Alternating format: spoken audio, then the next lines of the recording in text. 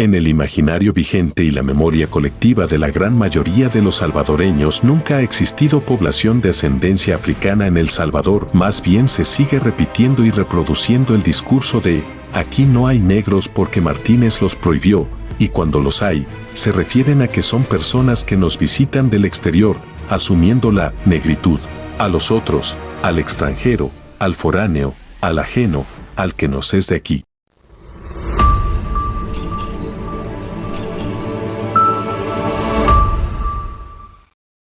Es cuando se inicia la conquista de Centroamérica por parte de los españoles, que junto a ellos llegarían los primeros africanos al territorio de la América Central. Así en 1524 los primeros esclavos negros incursionaron con Pedro de Alvarado en la conquista del actual territorio salvadoreño. Entre 1527 y 1528, durante las siguientes irrupciones de conquista de los territorios de Guatemala y Cuscatlán por parte de Jorge y Diego de Alvarado, es cuando se evidencia un esclavo africano que acompaña al contingente que, al igual que otros grupos indígenas de México, van en son de guerra. Así se ha plasmado y documentado en el lienzo de Quaquechoyan.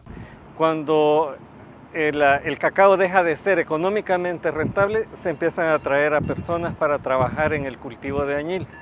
Entonces, a partir del 18 sí sabemos que las personas que llegan son de origen de Guinea, Angola y el Congo, principalmente, y que llegan a través de Panamá.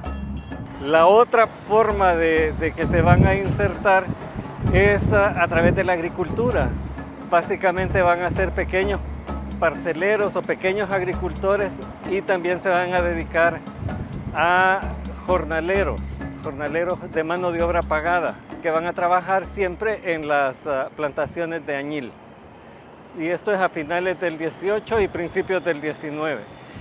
Con ello, es oportuno mencionar que los esclavos africanos desempeñaron un papel apreciado en la conquista como auxiliares y como trabajadores. El mismo Pedro de Alvarado es mencionado como uno de los individuos que fueron complacidos con el permiso para el comercio de esclavos negros. Justo antes de 1530, la América hispana se proveía de esclavos negros a través del sistema de asientos. Hasta mediados del siglo XVI fueron introducidos con regularidad con el apremio de la prohibición de la esclavitud indígena hacia 1550. Según Escalante Arce, numerosos españoles llegaron con sus propios esclavos negros de servicio, los cuales comúnmente fueron traídos libres de derecho. En febrero de 1548, vecinos de San Salvador envían al Consejo de Indias una solicitud para el uso de indígenas en actividades para las cuales les estaba prohibido servir, a partir de la implementación de las leyes nuevas u ordenanzas de Barcelona de 1542 a 1543,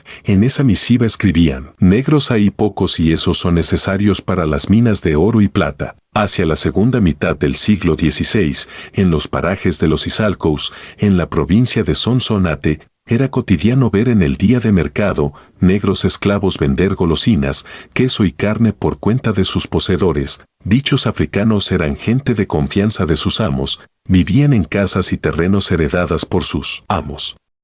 Más que esclavos africanos, a diferencia de lo que estaba sucediendo con las minas de oro y plata en los siglos XVI y XVII, para el caso de la minería en Metapán, más que todo en el hierro, pues la mano de obra estaba haciendo a partir de mulatos que se trasladan a estos lugares en donde hay trabajo, y por supuesto también a partir de mandamientos de indígenas, también se está utilizando mano de obra indígena, tanto como mulata, para elaborar el hierro en los ingenios de hierro de Metapán.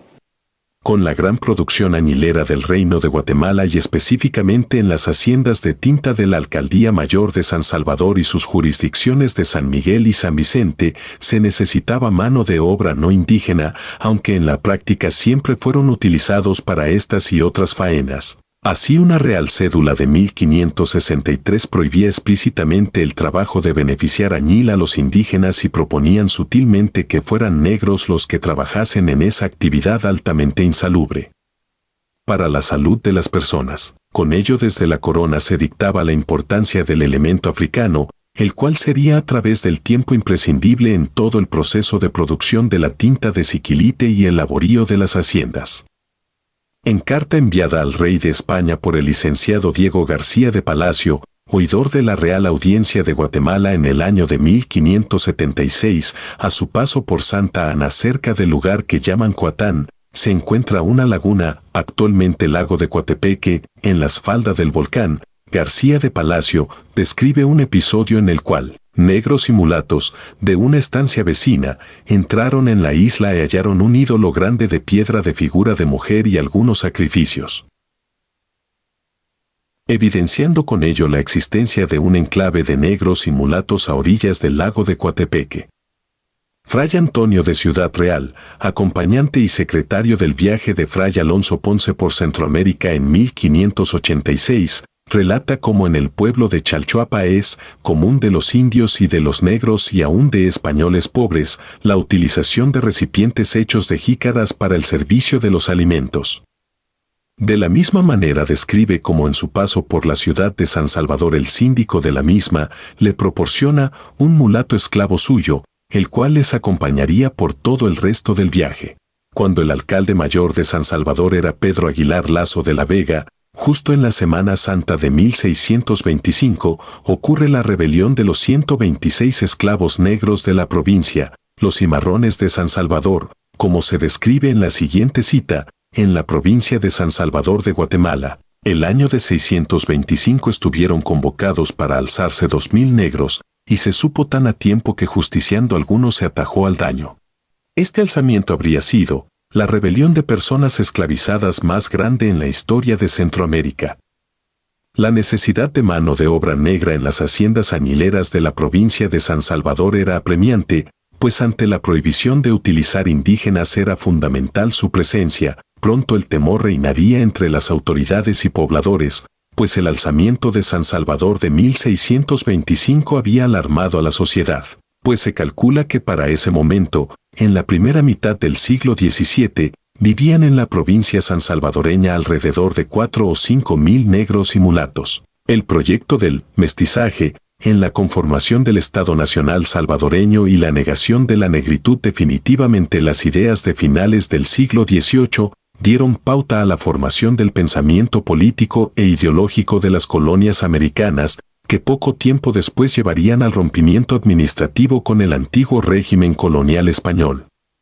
Dichos ideales ilustrados, revolucionarios y liberales, serían las bases para el patrón de Estado nacional que se buscarían construir, no sin verse en contradicciones. En 1812 las Cortes de Cádiz ponen punto final a los esclavos de la Real Hacienda. En diciembre de 1823, José Simeón Cañas instó a la inmediata liberación de los esclavos de la América Central, promulgándose así la ley definitiva el 17 de abril de 1824. A finales del siglo XVIII, lo que encontramos es una población esclavizada cada vez menor y una población mulata libre cada vez mayor. El hecho de ser poblaciones de origen africano libres les permite participar dentro de la economía colonial. Muchos de ellos van a llegar a ser propietarios de haciendas, de grandes haciendas añileras. También se van a dedicar al comercio. Otros se van a dedicar a los oficios, por ejemplo, van a ser sastres, carpinteros, zapateros. Las mujeres también van a participar activamente en la economía, tanto como cocineras en algunas ocasiones. George Alexander Thompson, viajero inglés a su paso por Sonsonate en 1825, describe, no residen en Sonsonate familias que sean enteramente españolas. Quedan algunas que han casado o están emparentadas con los criollos. De los últimos hay también muy pocos, no constituyen tal vez una quinta parte de la población de la provincia. Por consiguiente, es muy raro ver habitantes que no sean de color obscuro.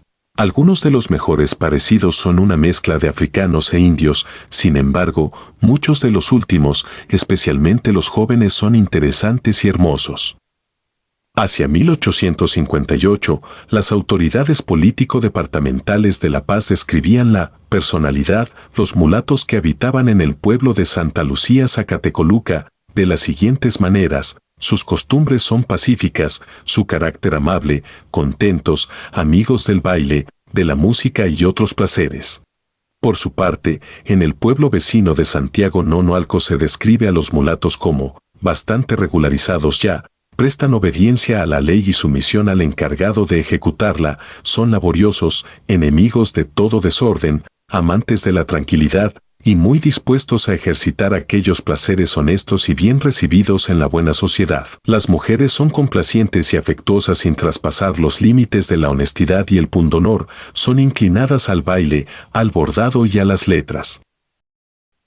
Como parte del racismo impulsado desde el Estado salvadoreño, la Ley de Migración promulgada en 1933 en la administración de Maximiliano Hernández Martínez prohibía el ingreso a El Salvador a los originarios de China o Mongolia, a los de raza negra, a los malayos y gitanos conocidos también como húngaros, así como a nuevos inmigrantes originarios de Arabia, Líbano, Siria, Palestina o Turquía. El Estado de El Salvador en 1979 ratificó la Convención Internacional sobre la Eliminación de todas las formas de discriminación racial. Luego, hubo representación de funcionarios estatales salvadoreños en la famosa Conferencia Mundial contra el Racismo, la Discriminación Racial, la Xenofobia y las formas conexas de intolerancia en 2001, en Durban, donde surgió el concepto afrodescendientes. La herencia africana apareció en nuestro país en el siglo XVI, han participado y forjado la historia de El Salvador desde la época colonial.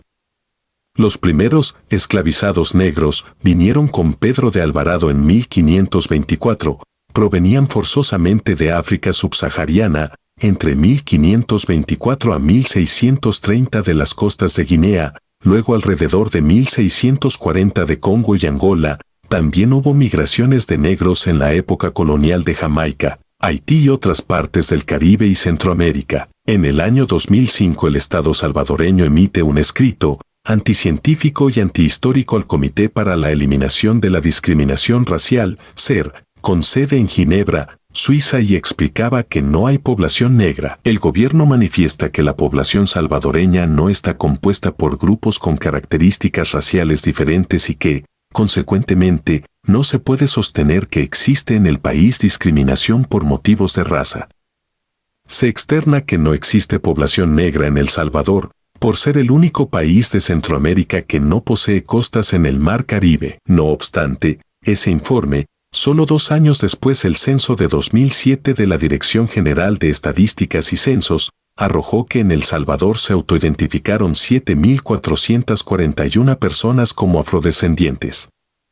En este sentido, el Comité de Naciones Unidas sobre la Discriminación Racial declaró que el Estado salvadoreño tiene la oportunidad histórica de reconocer la existencia y derechos de las y los afrodescendientes, especialmente para eliminar la discriminación racial, e instó al Estado a reconocerles desde el punto de vista étnico y darles mayor visibilidad. A pesar de las investigaciones y aportes de antropólogos e historiadores, no ha habido reconocimiento de los gobiernos a la población afrosalvadoreña. La negritud negada por siglos por el Estado salvadoreño es una evidente violación a los derechos humanos de los afrodescendientes, una población que ha sido ignorada, invisibilizada, marginada y discriminada. Esta población ha sobrevivido a través del tiempo en los pueblos y zonas rurales del país.